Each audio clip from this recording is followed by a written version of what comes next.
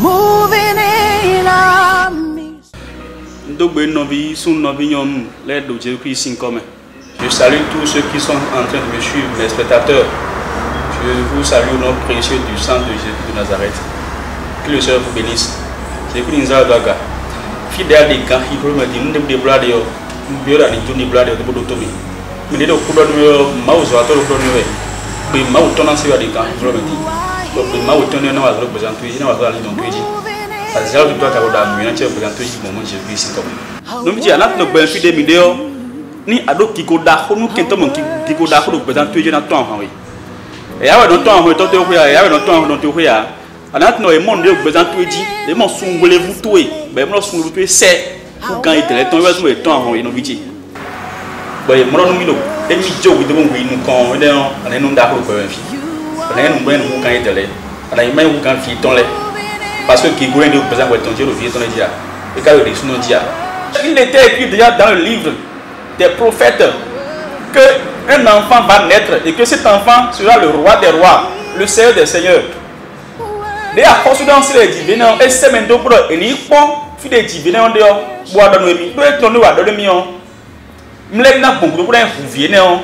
Nous sommes sur le balcon, mais vous n'avez pas force pour gagner le bénéfice.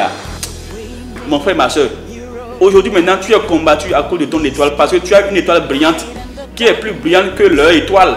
Les gens ne veulent pas que tu les dépasses. Ils veulent toujours roi.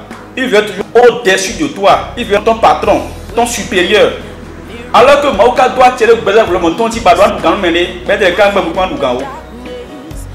À cause de tout ça, maintenant, ils font fidèles et sortent. Donc, bien, mon doigt, oui. Alors, nos fidèles des gars qui vont me dire, la zote, mais nous sortons, ils ont pointé pour la famille. Quand on sait maintenant, mais même on nous allons sait maintenant, il y a un fidèle vidéo. Il y a qu'on les a sorti nous quand ils bon il y a qu'on les a battre bon il y a qu'on les nous quand ils présenter bon bon il y a monté au tout fidèle il y a bon flip présenter ça pour dehors il y a monté au tout. Aujourd'hui les ennemis envoient des contrôleurs, des messagers pour venir te contrôler ta vie, ton commerce, comment tu évolues dans ton commerce, dans ton service, comment tu évolues dans ton quartier, comment ton foyer est en paix pour qu'ils puissent détruire ton foyer. Pour qu'ils puissent avoir des informations réelles sur ta destinée, sur ton évolution, sur ta prospérité et sur tout ce que tu fais dans la vie. Et pour ça, c'est nous qui nous posons pour nous.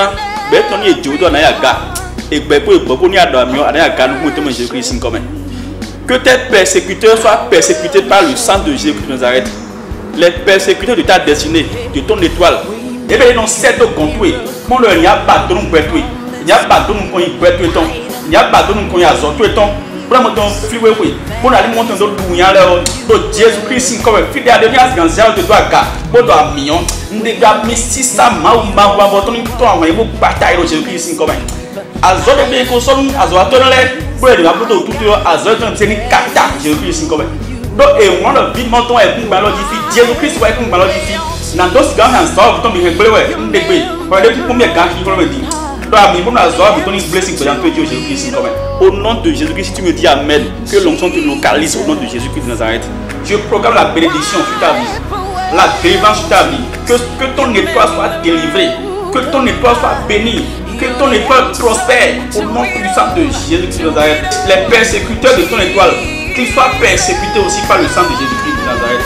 Avant tout sur le feu et il y a quand Dieu vous le temps, le nom de Jésus-Christ comme nous devons être à pas top pour commencer nous torturer. À pas top pour souffrir pour azoter mais bête toi en temps forté.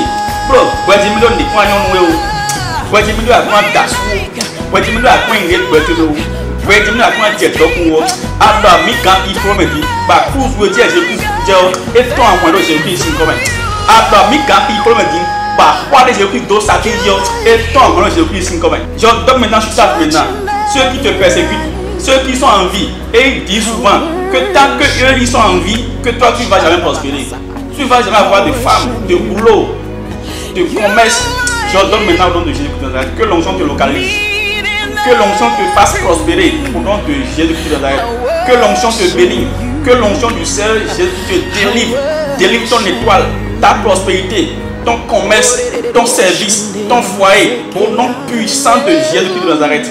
Je donne maintenant que l'Esprit Saint t'assiste jour et nuit.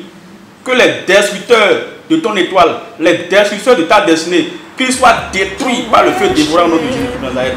Et bien, nous si vous fille pour nous si vous fille pour quelqu'un, nous si vous pour Basingo, nous si vous fille pour Abéa Misao, mina so pour le Jésus-Christ comme ouais inande pendant Abéa Misao nous pouvons tomber ouais inande pendant Dassi pour un petit bac pour besoin tomber sous le bout de l'eau tient en photo donc sous le bout de l'eau diamant sous le bout de l'eau tient en photo vidéo bos maintenant c'est vous mettez pour un tout photo mais pour un tout vous n'avez à moi mais pour un tout vous n'avez comme mais pour un tout là et moi le maman Mathieu demain et le Jésus Christ va pour et d'accord de Satan on dit et d'accord avant d'accord tu mais massi c'est encore là et d'abord manteau oui à quoi que Jésus Christ dans manteau dans toi oui nous a dit quand il promet Dieu nous prédire que Dieu je déclare sur ta vie par l'onction du Saint-Esprit bah voter plaisir manque que na avoir des tiens de sous le bouton parce que tout le monde Dieu ta aba mi quand il promet na voler oui mi Jésus Christ comme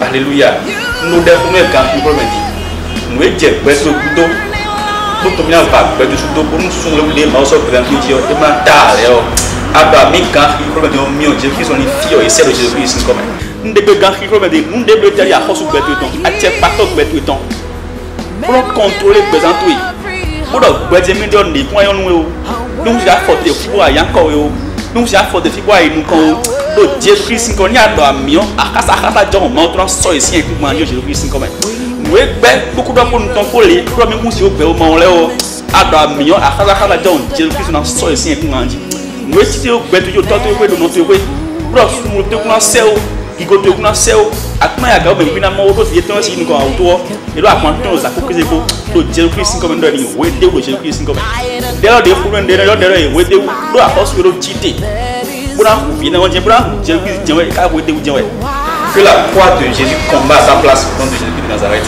le Jésus Christ comme a mis quand il comme un même maintenant comme de Jésus Christ comme a mis ouvrant des Jésus Christ pour dire la signe de temps point de Jésus Christ comme n'a pas le Dieu on est plus combien quand doit donc il a mis bon Dieu dans la vie il faut être combattant les sorciers qui entourent ta vie qui contrôlent ta vie qui contrôlent ton étoile ta prospérité qu'ils soient castinés par le feu du Saint-Esprit dans le nom de Jésus de Nazareth il y a force à check pato pour commettre ton début à zétosien check pato ou tosien check pato zinflumesien check pato début et non tité au top de quoi mon qui go de quoi ya gao sous le coup dans celle à mi quand il faut mettre sous le dans celle nous pour te manger Jésus comme et ben tout il faut sous le dans celle ton étoile va briller au nom puissant de Jésus de Nazareth ceux qui persécutent ton étoile ta prospérité ta destinée ton élévation j'ordonne maintenant que les foules sataniques qui entourent ta vie